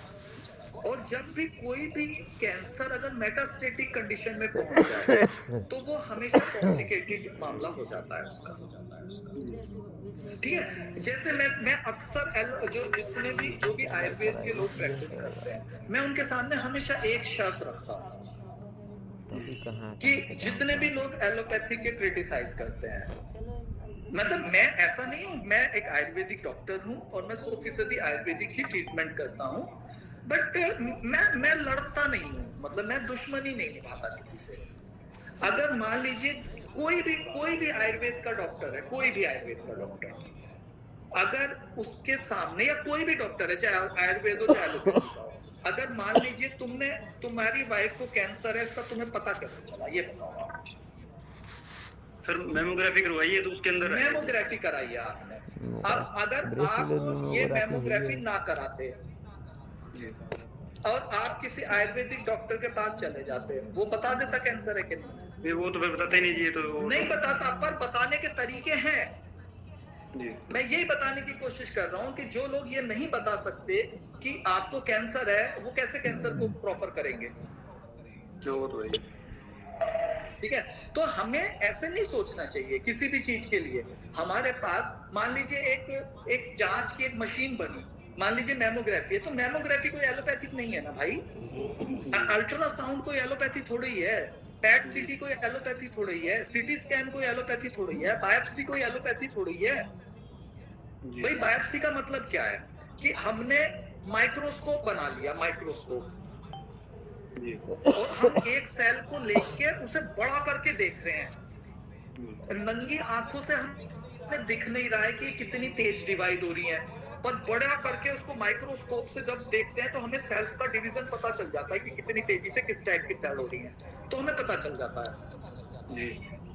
ठीक है, तो उसके अकॉर्डिंगली फिर हमारे लिए, बाकी ठीक है, कमल अगर कर रहा है तो उसके पास अच्छा एक्सपीरियंस है चीजों को करने के लिए, बट मेरा सिर्फ ये कहने का मतलब है कि हमें क्लैरिटी जरूर होनी चाहिए। We are dealing with the life of a patient, हम एक मरीज की जिंदगी से बात कर रहे होते हैं। बहुत बार क्या होता है ना कि हम ये सोचते हैं, जैसे मैंने बहुत बार आयुर्वेदिक डॉक्टर को देखा है, तो उनको ये लगता है कि ठीक है एलोपैथी में भी तो मर रहा है मरीज, है ना। नहीं, ऐसा दृष्टिकोण नहीं होना चाहिए। हमारे पास ऐसे तो एक आदमी सड़क पे चल रहा है जो ट्रैफिक के नियमों का पालन कर रहा है, उसका भी एक्सीडेंट होकर मर सकता है, पर जो आदमी ट्रैफिक के नियमों का पालन करता है, सारे नियम कायदे मानता है, उसका एक्सीडेंट होने की संभावना दूसरे की तुलना में कम हो जाती है जी। ऐसा, तो जब हम बीइंग ए डॉक्टर किसी बीमारी को सही तरीके से समझेंगे, सही तरीके से जानेंगे, तो हम मरीज को सही तरीके से समझा पाएंगे और उसकी चिकित्सा भी सही तरीके से कर पाएंगे। पर क्योंकि कभी कभी क्या होता है कि किसी के पास करते करते बहुत एक्सपीरियंस हो जाता है, तो वो कर सकते हैं। जैसे कमल को काफी दिनों से कर रहा है तो इसके पास अनुभव है, तो ये कर सकता है, वो एक अलग बात है, इसमें कोई दिक्कत नहीं है। तो अब अगली बीमारी पढ़नी है तो मार्गदर्शन करें गुरु जी आगे, मतलब अब क्या स्टेप लेने को समझ नहीं आ रहा इसमें। पहले मेरे पास जब तक उसकी सारी चीजें नहीं होंगी, उसके बिना मेरे कोई भी बात करना मेरे लिए मुश्किल है ना। दूसरा ये भी था, ये क्लास स्टूडेंट के लिए है, प्लस में जो विषय है उसी से रिलेटेड क्वेश्चन पूछे तो अच्छा होगा सभी के लिए। ओके ठीक है, हाँ बिल्कुल सही कह रहे हो, बिल्कुल सही। देखते हैं। एक्सक्यूज मी सर, जी प्लीज। एक मेरा क्वेश्चन है सर बीपी से रिलेटेड। जी आयुर्वेद के तरीके बीपी शूट कर जाता है सर 1 महीने में 40 दिन में। वही ना मेन तो वो है, ये तो हम लोग जानिए। तो पहले मुझे ये बताओ, बीपी का मतलब बताओ मुझे। Blood pressure sir. Blood pressure का मतलब ये तो नहीं पता सर। नहीं पता ना? हाँ ठीक है। एक्चुअली ब्लड प्रेशर का पहले मतलब समझेंगे ना। ब्लड प्रेशर किसको बोलते हैं? जब भी आप किसी भी चीज के बारे में बात करते हैं तो सबसे पहले हमें उसका मतलब पता होना चाहिए, ठीक है? ब्लड प्रेशर वो बेचारे की is the पत्नी को pressure क्या गलत कर रहा है, exerted latent pressure of the blood exerted on the wall of the blood vessels, यानी कि खून की नसों लगने वाला जो दबाव है उसे हम ब्लड प्रेशर बुरा नहीं लगा उन्होंने। अब ये बताओ ये ब्लड प्रेशर क्यों बना शरीर में? क्या जरूरत है ब्लड प्रेशर की? अपने बिहार में बैल है, देख रहे हैं? नहीं ये तो आप ही बताइए गुरुजी। ठीक है, हमारे शरीर में जो भी कुछ, ये बड़ा इंटरेस्टिंग है, तुम्हें मजा आएगा। हमारे शरीर में एक मिनट ना डॉक्टर साहब, आवाज आ रही है? आ रही है साहब। ये क्वेश्चन खाली अश्विनी पूछेगा, नहीं तो ये डाइवर्ट हो जाएगा, बहुत लंबा हो जाएगा। आप अपने टॉपिक को बताएं, है ना? सब्जेक्ट से रिलेटेड खाली अश्विनी कंप्यूटर स्टूडेंट यहीं पे है ना? ठीक है सुनिए। ठीक है, तो अभी ये नहीं तो ये पूरा हो गया है, कोई दूसरी डायबिटीज ऑलमोस्ट पूरा हो गया। आप नेक्स्ट पे बढ़े, अगली डिजीज पे आ जाएं आप, है ना? और आप बहुत अच्छे से आपने समझाया, सभी जो स्टूडेंट है संतुष्ट है। बहुत बहुत धन्यवाद आपका। ठीक है, नहीं ये जो स्टूडेंट है ना, ये मेरे पीछे भी धन्यवाद देंगे तो मेरा सफल है। सामने तो सभी धन्यवाद देते हैं ना इस दुनिया में। अरे नहीं सर, ऐसी बात कर रहे हैं। ठीक है, ठीक है, आपको ही हम हमेशा प्रायोरिटी देंगे। Thank you very much. ठीक है, ओके, अब हम एक छोटा क्लास थी। अरे बड़े मन लगा के आप समझा रहे हैं, पूरी ऊर्जा लगा के। चलिए धन्यवाद। तो अभी शुगर हो गया है। ये हाइपर एसिडिटी तो बहुत छोटा सा टॉपिक है, इसको अलग से देखेंगे। अच्छा चलो, किडनी डायलिसिस एक टॉपिक आपने रखा है, इसको साथ साथ कवर अप कर लेते हैं, ठीक है ना? ठीक सर, है ना? ये अच्छा हो जाएगा कि हमें पता चल जाएगा कि किडनी आपने टॉपिक रखा, किडनी डायलिसिस। अब पहले मुझे ये बताइए कि डायलिसिस से आप लोग क्या समझते हैं? जब किडनी अपना कार्य नहीं कर रही है तो भारी मशीनों की सहायता से वो कार्य करवाया जाए। अच्छा ठीक है, सही बता रहे हो आप। बेसिकली क्या है कि इसका दूसरा नाम होता है डायलिसिस, को हम बोलते हैं डायलिसिस मशीन को हम बोलते हैं किडनी, नकली गुर्दा बोलते हैं उसको, ठीक है? यानी कि जो काम किडनी शरीर के अंदर कर रही है वही काम वो मशीन शरीर के बाहर कर रही है। ठीक हो गया जी? ओके। अब हमारे सामने ये आता है कि हमें डायलिसिस की जरूरत क्यों पड़ी, बताओ। पानी बॉडी में से निकल नहीं रहा है अगर यूरिन के तरीके से, तो फिर उसको निकालना पड़ेगा। तो उसके लिए ये शायद नहीं, पानी के लिए नहीं, पानी उस प्रोसेस में निकलता है, वो अलग बात है। प्रॉपर फंक्शन नहीं कर रही है ना, तो किडनी के फंक्शंस होते हैं कि ब्लड प्योरीफाई करना और जो वेस्ट प्रोडक्ट है उसको निकालना। नहीं चलो, इसका मैं थोड़ा सा टाइम लेकर तुम्हें समझाता हूँ, क्योंकि इसके केसेस से आप लोग जैसे चिकित्सा करते हो, नेचुरोपैथी और ये सब, उसमें तुम्हारे लिए केसेस आएंगे। तो सबसे पहले आप ध्यान से सुनो, किडनी का काम क्या है शरीर में? हमारे शरीर एक मशीन है, और उस मशीन जैसे कोई भी मशीन में से एक तो प्रोडक्ट बनता है और एक बाई प्रोडक्ट बनता है, गंदगी बनती है। कोई भी मशीन ले लो इस दुनिया में, ठीक है? तो हमारे शरीर एक मशीन है, इसके गंदगी निकालने के 3 रास्ते हैं शरीर से। एक तो स्टूल के रास्ते, लैट्रिन के रास्ते, एक पसीनों के रास्ते, और एक पेशाब के रास्ते। इसमें से जो 2 अति महत्वपूर्ण है वो रास्ते हैं हमारे लैट्रिन का रास्ता और हमारा यूरिन का रास्ता। इन दोनों में क्या अंतर है? हमारे शरीर की वो गंदगी जो ठोस है, जो सॉलिड रूप में वेस्ट रहता है, वो हमारा स्टूल के थ्रू, लैट्रिन के थ्रू या मल के रूप में बाहर निकल जाती है। वो गंदगी जो हमारे खून में हर एक अंग के अंदर, क्योंकि एक तो पूरा शरीर एज ए होल है और हर अंग एक मशीन है, तो जैसे लीवर एक मशीन है, लंग्स एक मशीन है, तो वहां पे जाता है, तो वहां पे जो रिएक्शंस होती है उसके जो बाई प्रोडक्ट्स बनते हैं वो खून में घुल जाते हैं। वो जो खून में घुले हुए बाई प्रोडक्ट्स हैं, जैसे आपने सुना होगा एंटीऑक्सीडेंट वाली मेडिसिन वगैरह है, तो वो सारे प्रोडक्ट्स जो हैं उन्हें हम लिक्विड रूप में किडनी से बाहर निकालते हैं। किडनी शरीर के तरल को छानने की मशीन है, खून को छानने की मशीन है।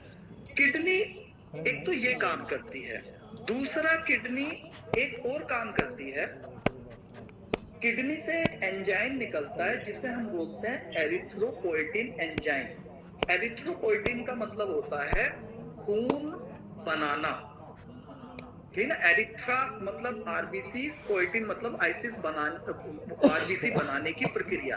तो एरिथ्रोपोएटिन मतलब खून की रक्त कणिकाएं बनाने के लिए एक एंजाइम निकलता है गुर्दे से, जिसे हम बोलते हैं एरिथ्रोपोएटिन एंजाइम। एक बार काम ये करती है।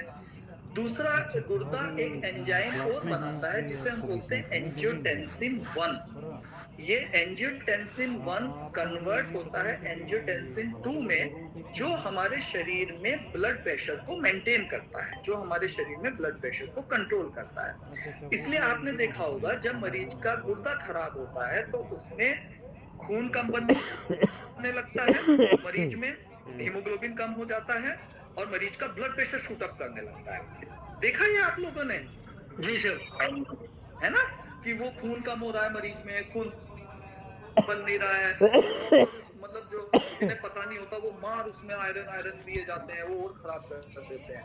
तो ये मरीज के मेन मोटे से 3 कारण हो गए, है ना, काम हो गए, सॉरी। अब ये गुर्दा हमारा काम कैसे करता है? गुर्दा बेसिकली 2 हिस्सों में काम करता है। सबसे पहले तो क्या करेगा, गुर्दे की मुसीबत ये है कि गुर्दे को जब, क्योंकि खून में वो सारी चीजें भी हैं जो शरीर के लिए जरूरी है और वो चीजें भी हैं जो शरीर के लिए गंदगी है, और खून छन्ना पूरा का पूरा है।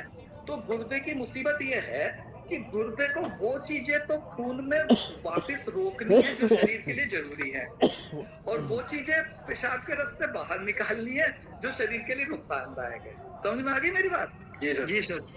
तो अब मुसीबत क्या होती है कि जब, तो उसमें क्या होता है, गुर्दे में जैसे खून जाता है तो एक छलनी होती है जिसे हम बोलते हैं ग्लोमेरुलस।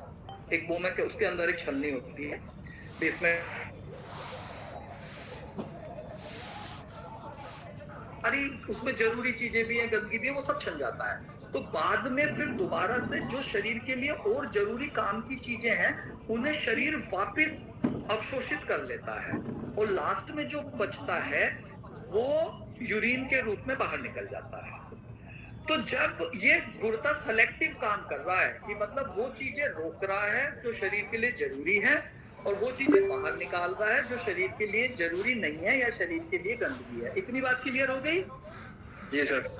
तो गुर्दा खराब होने का मतलब ये होता है कि गुर्दे की ये जो अलग करने की कैपेसिटी है, कि वो चीजें जो शरीर के लिए जरूरी है उनको रोकने की कैपेसिटी, और जो शरीर के लिए गंदगी है उनको निकालने की कैपेसिटी, ये कैपेसिटी डिस्टर्ब हो जाती है। समझ गए? अब वो क्या रहा है, शरीर के लिए जरूरी है वो बाहर निकल रहा है, और जो शरीर के लिए जरूरी नहीं है, गंदगी है, वो खून में रुक जा रही है। समझ गए मेरी बात? जी सर। जी। इससे बोलते हैं गुर्दा खराब होना। आज पहली बार पता चला होगा गुर्दा खराब होने का मतलब क्या होता है। Exactly right. समझ गए ना मेरी बात? लोग क्या सोचते हैं, गुर्दा खराब होना, पेशाब नहीं हो रहा, ये नहीं हो रहा। नहीं, ये नहीं हो रहा। ऐसे ये यानी कि गुर्दे का जो मेटाबॉलिज्म है, काम करने की प्रक्रिया है, वो गड़बड़ा गई है, डिस्टर्ब हो गई है। समझ गए? जी जी। इसलिए होता क्या है, जब मरीज का गुर्दा खराब होता है तो उसमें जो निकलना चाहिए था, क्या निकलना चाहिए था? क्रिएटिनिन, यूरिया, ये बाहर निकलने चाहिए थे, ये रुकने शुरू हो गए। और जो शरीर में रुकना चाहिए था, क्या रुकना चाहिए था? कैल्शियम रुकना चाहिए था, जरूरी सॉल्ट्स रुकने चाहिए थे, वो बाहर निकलने शुरू हो गए। तो क्या होगा कि अब सब गड़बड़ा जाएगा। तो शरीर में, इसलिए वो मरीज में धीरे धीरे कैल्शियम कम होने लगता है। कैल्शियम कम होने लगता है तो ब्लड में तो उतना ही पूर्ति करी जाएगी, तो हड्डियों से कैल्शियम निकलने लगेगा। क्यों निकलने लगेगा? क्योंकि जैसे ही खून में उसकी कमी होती है तो पैराथायराइड हार्मोन बढ़ जाता है, पीटीएच बोलते हैं उसको। वो पैराथायराइड हार्मोन बढ़ जाएगा और वो हड्डियों से आपके कैल्शियम निकालना शुरू कर देगा, और वो और बाहर निकलना शुरू कर देगा, और गुर्दे की छलनी में जमना शुरू हो जाएगा। सब मतलब घालमेल होकर गड़बड़ी शुरू हो जाती है सारी की सारी। समझ रहे हो मेरी बात को आप? जी सर। तो क्योंकि गुर्दे के लिए मैं फिर अलग से एक टॉपिक और लूंगा, क्योंकि गुर्दा कई तरीके से खराब होता है। हम लोग गुर्दे को एक तरीके से खराब होना नहीं मानते हैं। गुर्दे में कई तरीके से खराबी आएगी। एक तो वो खराबी होती है जिसे हम बोलते हैं acute renal failure, ARF। Acute renal failure में क्या होता है कि अचानक से गुर्दा बैठ जाता है हमारा। अचानक से कैसे बैठ जाएगा? मान लीजिए किसी आदमी को 15-20 दस्त लग गए, तो उसके शरीर में पानी कम हो गया। पानी कम होते ही खून में पानी की कमी हो गई, खून गाढ़ा हो गया, अब गुर्दा उसे सही से छान ही नहीं पा रहा। ऐसे समझो, मान लीजिए मेरे पास एक छानने की छन्नी है, उस छन्नी में मैं पानी तो छान सकता हूँ, पर उसमें मैं अगर गारा डालने लग जाऊं या मैदे का घोल डालने लग जाऊं तो वो नहीं छनेगा। तो जैसे ही खून गाढ़ा होने लगता है, हमारा किडनी एकदम से बैठ जाती है। या कभी किसी को अचानक मलेरिया हो जाए और मलेरिया के बहुत सारे टॉक्सिन्स ब्लड में इकट्ठे हो जाए तो फेल हो जाती है।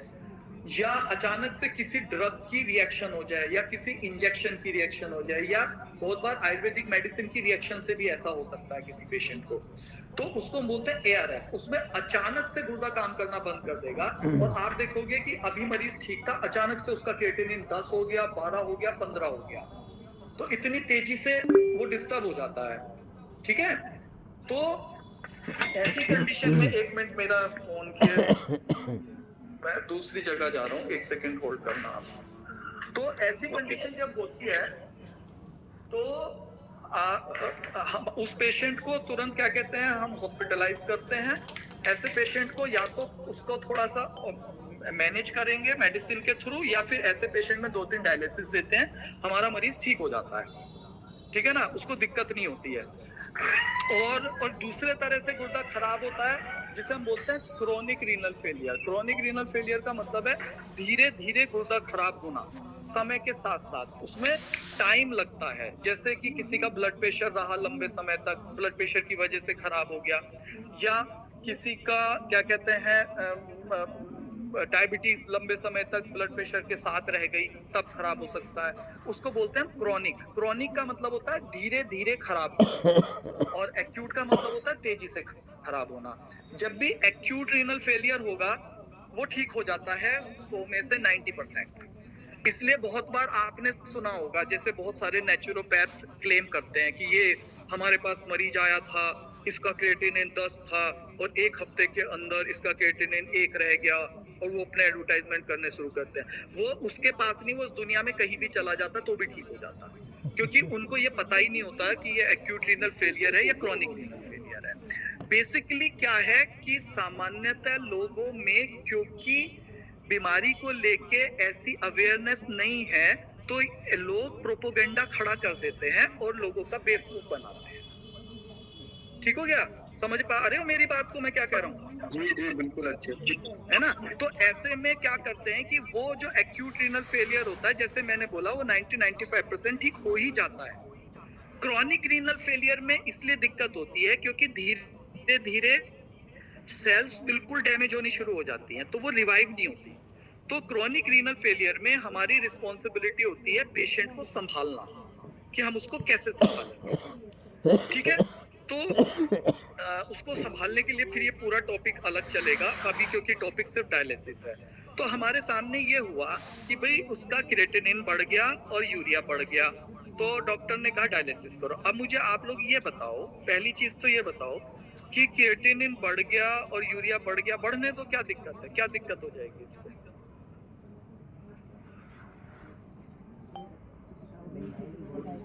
ये टॉक्सिक है और टॉक्सिसिटी जो है ना वो बॉडी के अंदर ज्यादा हो जाती है। नहीं, टॉक्सिसिटी तो एक लेमन टर्म होगी ना कि भाई जहर फैल गया, ये तो एक बेसिक शब्द हो गया ना। टॉक्सिसिटी से क्या हम समझेंगे, क्या टॉक्सिसिटी, व्हाट टाइप ऑफ टॉक्सिसिटीज, और वो कर क्या रही है शरीर में? शरीर में swelling आ जाएगी। समझाता हूँ। शरीर में ना पानी बढ़ने लगेगा। नहीं, आप ना ऐसे नहीं, मैं इसलिए बता रहा हूँ आपको क्योंकि आपको हर चीज का एक कारण पता होना चाहिए। फॉर एग्जाम्पल हमने ये कहा कि क्रिएटिनिन बढ़ गया या ब्लड यूरिया बढ़ गया या शरीर में, चलो मैंने मान लिया शरीर में पानी भर गया, चलो मैं तुम्हारी बात से सहमत हो गया, तो भरने तो पानी, उससे क्या हो गया, क्या करेगा बढ़ा हुआ पानी, बताओ चलो। पेशेंट को डिस्कम्फर्ट फील होगा सर। या डिस्कम्फर्ट तो मैं तो जिंदगी की बात कर रहा हूँ, होने दो डिस्कम्फर्ट, जिंदगी पे क्या दिक्कत है? अगर वो बढ़ गया, पानी बढ़ गया, चलो मुझे ये बेसिक बात बताओ शरीर में, तो क्या दिक्कत है शरीर में उसको? सोचो थोड़ा सा। मैंने अभी कहा इसको ये मत समझो कि यहाँ पे कोई परीक्षा नहीं चल रही है, यहाँ पे सिर्फ इसलिए डिस्कशन हो रहा है कि तुम्हारे कॉन्सेप्ट क्लियर हो जाए। देखो ऐसे समझाता हूं मैं आपको, शरीर में अगर पानी भरेगा तो क्या होगा? हमारा शरीर में कितने लीटर खून होता है? 5.5 लीटर। जी सर। ठीक हो गया? ओके। 5-5.5 लीटर खून है, तो हमारा दिल को कितना पंप करना पड़ रहा है? 5-5.5 लीटर खून पंप करना पड़ रहा है ना? जी हाँ जी। अब अगर इस खून को 7 लीटर पंप करना पड़ जाए तो प्रेशर बढ़ेगा, प्रेशर बढ़ेगा, तो दिल के ऊपर जोर पड़ेगा, तो क्या होगा? हार्ट फेल हो जाएगा। जी सर। एक बात। दूसरी चीज, पानी भरेगा, शरीर में पानी भरेगा तो कहाँ घुसेगा? खून में जगह नहीं रही क्योंकि एक कैपेसिटी है, तो आसपास की जो सेल्स होती हैं उनमें रहेगा। उससे भी ज्यादा हो जाएगा तो क्या होगा? इंटरसेलुलर स्पेस में आने लगेगा, जो सेल्स के बीच की जगह है उनमें आने लगेगा। ठीक हो गया? अब मान लो हमारे फेफड़े की सेल्स के बीच में पानी आ जाए, तो अब क्या होगा? आप बताओ मुझे। अब क्या होगा कि हाँ, तो क्योंकि जो सांस आप ले रहे हो उसके लिए सांस जाने की जगह ही नहीं बची। जी। अब बात क्लियर हो रही है ना, मैं क्या समझाने की कोशिश कर रहा हूँ? हाँ जी बिल्कुल सर। ठीक है, ऐसे दिक्कतें होती है। दूसरा है, मान लीजिए क्रिएटिनिन बढ़ गया आपका। अब क्रिएटिनिन बढ़ गया तो भाई हम कहें बढ़ने दो, क्या दिक्कत है? बढ़ने तो यूरिया बढ़ गया, मान लीजिए ब्लड यूरिया बढ़ गया, बढ़ने दो। ब्लड हमारे शरीर में, क्योंकि शरीर एक मशीन है, मान लीजिए हम एक मोटरसाइकिल चला रहे हैं, ठीक है ना, हमारे कार चला रहे हैं मान लीजिए, उसमें हमें पता है कि ये ब्रेक ऑयल है, ये इंजन ऑयल है, ये गियर ऑयल है, ठीक है ना। इंजन ऑयल गाड़ी में मान लीजिए 3 लीटर डालना था, अब मैं इंजन ऑयल तो डाल दूं 1 लीटर, है ना, ब्रेक ऑयल भर दूं 2 लीटर, ठीक है, पेट्रोल में पानी मिला दूं, तो क्या होगा? सब गड़बड़ हो जाएगा कि नहीं हो जाएगा? इसी तरह से शरीर में एक निश्चित मात्रा है, अगर उससे डिस्टर्ब होने लगता है तो शरीर में दिक्कतें पैदा होती हैं। जैसे कि अगर यूरिया बढ़ जाए तो क्या होगा? एक सर्टेन लेवल के बाद बढ़ा हुआ ब्लड यूरिया जो हमारे ब्रेन की सेल्स है, इन ब्रेन की सेल्स के केमिकल्स को डिस्टर्ब करना शुरू कर देता है, तो मरीज गफलत में जाने लगता है। इसलिए आपने शायद देखे भी होंगे, जिन लोगों में ज्यादा ब्लड यूरिया बढ़ जाता है वो सोए से रहने लगते हैं, पड़े से रहने लगते हैं, है ना, हिचकियां आने लगती हैं, गफलत में आने लगता है मरीज। बढ़ा हुआ क्रिएटिनिन लेवल मरीज के को हार्ट फेल कर देता है। सोडियम पोटेशियम, ये सिंपल से जो सॉल्ट्स हैं, इनके बढ़ने से हार्ट फेल हो जाता है, इनके डिस्टर्ब होने से शरीर में पानी भरना शुरू हो। जैसे पानी क्यों भरता है, चलो वो मैं बता देता हूँ हल्का सा। गुर्दे का जब मैंने बताया कि गुर्दा गड़बड़ा गया है, कि जिस चीज को रोकना था उसको बाहर निकाल रहा है और जिसको बाहर निकालना था उसको रोकना शुरू कर दिया, तो प्रोटीन बाहर निकालना शुरू कर देता है। जब प्रोटीन बाहर निकालना शुरू कर देता है तो शरीर में ब्लड में प्रोटीन की कमी हो जाती है। तो ये संदेश सीधा ब्रेन को जाता है जो कंट्रोलिंग से कहता है यार ये तो कमी हो रही है, ये तो सारा निकले जा रहा है, तो वो गुर्दे को कहता है रोक, सब कुछ रोक। तो गुर्दा उस प्रोटीन को रोकने के चक्कर में बाकी सारी चीजें भी रोकनी शुरू कर देता है, जिसकी वजह से इनका लेवल बढ़ना शुरू हो जाता है, यूरिया और इन सब का, क्रिएटिनिन वगैरह का, ठीक है ना। और उसको रोक, क्योंकि वो सब चीजें रोकना शुरू कर देता है गुर्दा, कि भाई जैसे ऐसा होता है कि भाई लूट बच गई तो सब बचा लो, ठीक है ना। मान लीजिए कोई लूट के ले जा रहा है तो हमें जो बचाना है बचा लो। तो जब लगता है कि गुर्दे से सब कुछ निकल रहा है तो गुर्दे को केमिकली ये मैसेज मिलते हैं कि भाई जो रोक सके तू रोक ले, तो वो पानी भी रोकना शुरू कर देता है। पर वो पानी तब तक रुकेगा जब तक गुर्दे में के फंक्शनिंग में थोड़ा बहुत जान होती है। जब गुर्दा बिल्कुल कंप्लीटली डैमेज हो जाता है, ग्लोमेरुलस फैल जाते हैं, उसके बाद फिर सूजन अपने आप खत्म हो जाती है। इसलिए आप पुराने CRF के मरीजों को देखोगे, उनमें सूजन नहीं रहती फिर, समझ गए? जी सर। ठीक है, ऐसे होता है। तो अब हमारे पास अब ये प्रश्न आ गया, अब ये प्रश्न है कि अच्छा हमें कब डायलिसिस करानी है किसी मरीज की, ये कैसे पता करोगे कि भाई अब डायलिसिस करानी है, इसका तुम्हें पता कैसे चलेगा?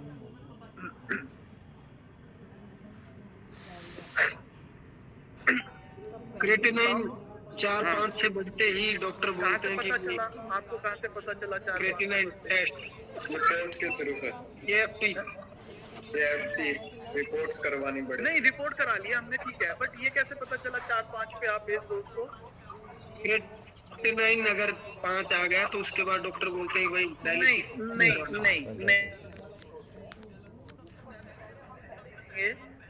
जिसमें कि मरीज का सबसे पहले हमेशा अंडरस्टैंड कीजिए जो मैं समझाने जा रहा हूँ। फर्स्ट ऑफ ऑल हम ये देखेंगे कि मरीज को गुर्दा कैसे खराब हुआ है। उस खराब होने पे निर्भर करता है कि हम कब लेके जाएं। अगर मरीज हमारे पास एक्यूट रीनल फेलियर में है, अचानक खराब हुआ है, तो उसमें 10-12, क्योंकि एक दिन में अगर बढ़ जाए तो वो 5-10 दिन में कोई नुकसान नहीं कर रहा है, तो उसको हम ये समझ जाते हैं कि ठीक है एक्यूट रीनल फेलियर की हमारे पास हिस्ट्री है, तो we can wait for that. हम उसको देख सकते हैं 10, 12, 14 तक भी देख सकते हैं। अगर बहुत ज्यादा फिर जाने की कोशिश करता है तो शरीर के बाकी अगर पैरामीटर ठीक है तो हम होल्ड करेंगे, अगर बाकी पैरामीटर डिस्टर्ब है तो फिर हम उसको डायलिसिस पे ले जाएंगे। बट अगर क्रोनिक है तो क्रोनिक का एक नियम होता है। उसमें नियम क्या है? किताबें जो नियम कहती है वो कहती है कि मरीज का क्रिएटिनिन अगर 8 से ऊपर जाने लगे, सामान्यतः इसको आजकल के डॉक्टर्स क्योंकि लिमिट को कम करते जा रहे हैं तो उसको 7 के आसपास बोलने लगे हैं, बट 8 किताबों में ये नियम है। और आपका ब्लड यूरिया 120-130 से ऊपर जाने लगे तो कराना चाहिए। बट हम इस पे थोड़ा सा 8 तक क्रिएटिनिन को देखते हैं और यूरिया को हम 150 तक भी होल्ड कर लेते हैं, 160 तक भी होल्ड कर लेते हैं। उसमें दिक्कत क्या है कि क्रोनिक में कि अगर ये रोज रहेगा तो ये शरीर के बाकी अंगों को डैमेज करना शुरू कर देगा।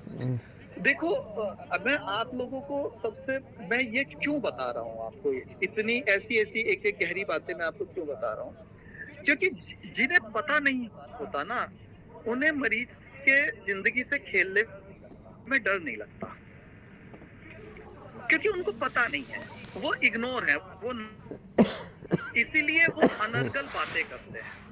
आप जब जैसे YouTube में आ जाओगे तो ज्ञानी मिलेंगे आपको ज्ञान देते हुए, ऐसे ज्ञानी मिल जाएंगे जिन्हें एक हरफ नहीं पता, एक हरफ जो पता हो इस सिस्टम का, और वो एक्सपर्ट बन के बात करेंगे किडनी के बारे में, ठीक है। तो ये बात कोई भी एलोपैथी का डॉक्टर नहीं करेगा जिसको कि सारा ज्ञान है। आयुर्वेद वाले क्या करेंगे, वो मरीज को पहले तो प्रॉमिस कर लेंगे, गारंटी कार्ड बांट देंगे, सब कर देंगे, और फिर जब मरीज का जैसे ही 8-9 के ऊपर हुआ फिर उससे पल्ला झाड़ते फिरेंगे, फिर उसे कह देंगे अब तुम चले जाओ वहां पे। ये क्या बात हुई भाई? या तो तुम पहले ही मरीज को अवेयर करके चलते कि भाई कल को ऐसी स्थिति आ सकती है कि आपको डायलिसिस जाना पड़ता है। देखो जैसे मैं तुम्हें एक मजेदार स्थिति बताता हूँ, मैं मेरठ में रहता हूँ तो यहाँ पे एक हिम्स सेंटर खुला हुआ है। मतलब मैं कभी किसी के बारे में ज्यादा ऐसे क्रिटिसाइज होता नहीं हूँ, पर वो लोग इतना बेईमानी कर रहे हैं, इतना लोगों को चीट कर रहे हैं, मतलब उसकी कोई सीमा नहीं है। जैसे कि उन्होंने अपने वहां पे ना डायलिसिस की मशीन रखवा दी है, कि मरीज आएगा, उसको कह देंगे कि भाई ये तो तुम्हारा थोड़ा ज्यादा है, रिस्की है, तो अभी आप डायलिसिस कर देंगे उसका, साथ साथ अपना ट्रीटमेंट करते रहेंगे, 10-12 दिन रख के उसको 1.5-2-3 लाख रुपए से ले लेंगे, और वो क्योंकि साथ साथ डायलिसिस भी चल रही है, कम करके उसे छुट्टी दे देंगे कि आता है भाई इतने में अपना पैसा बना लिया, मरीज का कुछ भी होता रहे, जाके उसे मरीज को 0 रिजल्ट। मतलब मैं हैरान हूँ कि ऐसे ऐसे सेंटर खुल गए हैं। मतलब इस दुनिया में पानी में लिटाने से कोई ठीक हो जाता है क्या? ये बताओ मुझे यार। मतलब लोग भी आंख नीच के सब देखते हैं, सब कुछ सुनते हैं। मैं ये नहीं कहता हूँ कि सब करो, पर हर चीज को तर्क की कसौटी पे और खुले दिमाग से। अगर आप बेसिक सीखोगे तो आपको भले आप थोड़ा वक्त लगे,